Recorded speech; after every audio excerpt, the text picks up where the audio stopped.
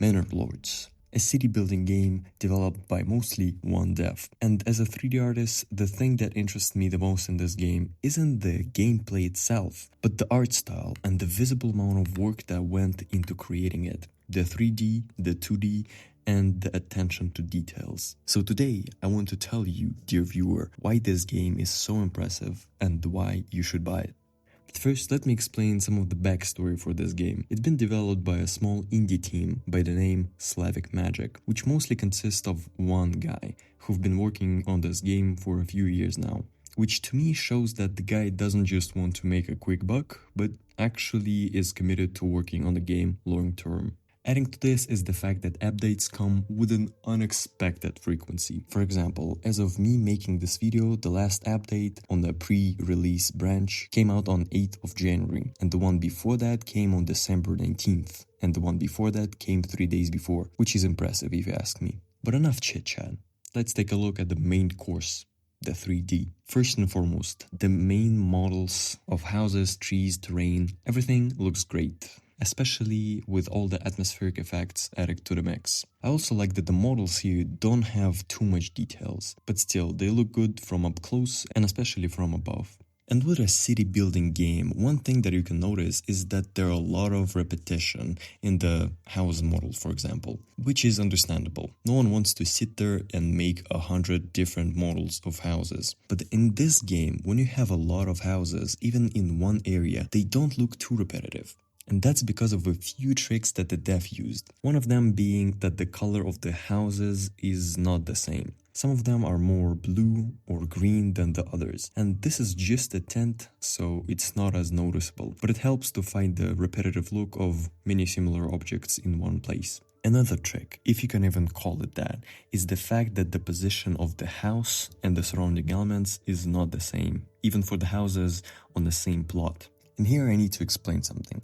Basically, when you want to make houses in this game, you place down an area for them and then divide the space between them. So even though the position of the house is the same across the plot in one area, everything else moves around, which again helps with avoiding too much repetition. On a more technical note though, according to the game's website, the devs use techniques like motion capture, which is believable because the animations don't look too bad. From the distance they're better than up close, but still. Photogrammetry, which is an interesting technique that I'm personally glad to see being used, and as it is interesting, it is actually a pretty useful technique, about which I even have a video that you should probably watch after this one.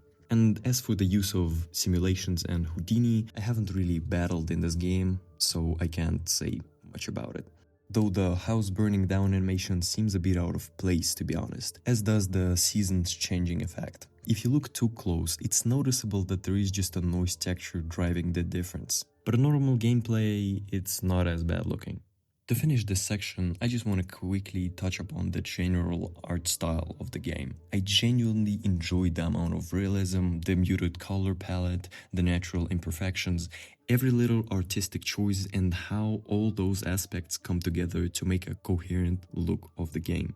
From the 2D, the UI, the artworks, to 3D, with everything that you see in the game world. It again brings me back to the feeling of this game being well thought out.